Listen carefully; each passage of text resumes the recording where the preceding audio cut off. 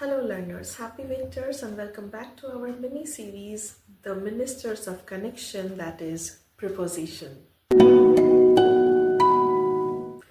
Today we will be learning about preposition of time like in, on, and at.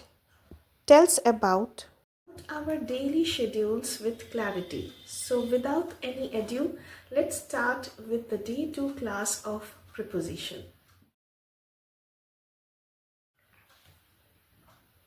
Our first preposition of time is in. In is used for months, years, seasons, and to indicate long times like in the morning, in the evening, in January, in 2025, in summer, in winter.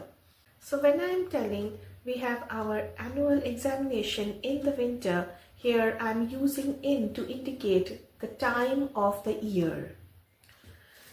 Today's second preposition of time is on. On is used for days and dates like on Monday or on the weekends or on 15th April. The last date of submission is on Monday.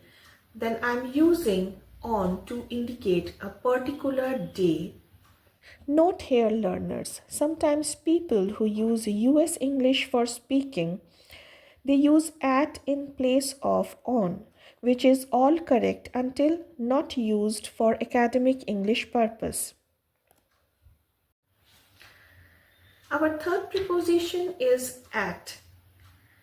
At is mainly used to indicate exact time and specific events like I wake up at 7 a.m. The movie starts at 8:30. Here at is used to indicate the particular point of time when things are happening or things are starting.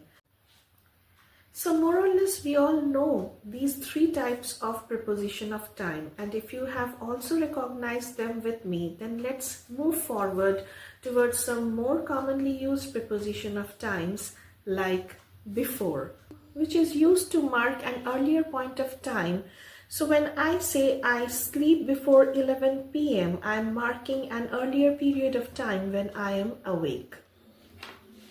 Similarly, after is used to state the time later than a point of time or situation or event. Like when I say I eat after the puja, I am indicating that I do not eat till the puja is completed. Our next preposition of time is during.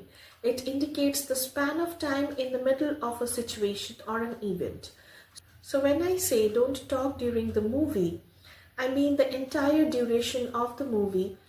Our next preposition is until or till, which indicates up to a certain point of time. It shows how long something continues. You will be clear if I give you some examples. So my first example is when I say, please wait here until I return. I'm using until to indicate the point of time I am returning. Similarly, if I say the shop is open till 9 p.m., then I'm indicating that the shop is open to 9 p.m. After that, the shop will be closed.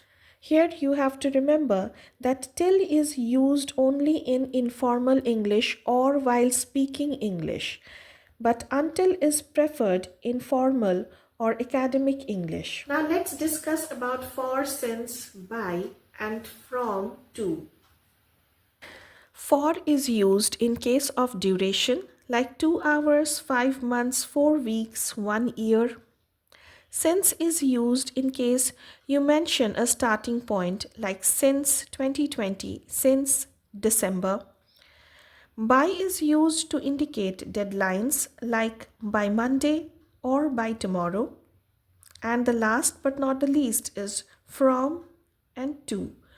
Shows the range of the time where we mention the starting and the ending time. Now check these sentences.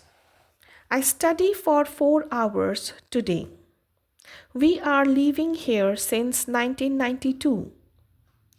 Boss says, finish the presentation by tomorrow. The new office working hour is from 9 a.m. to 6 p.m.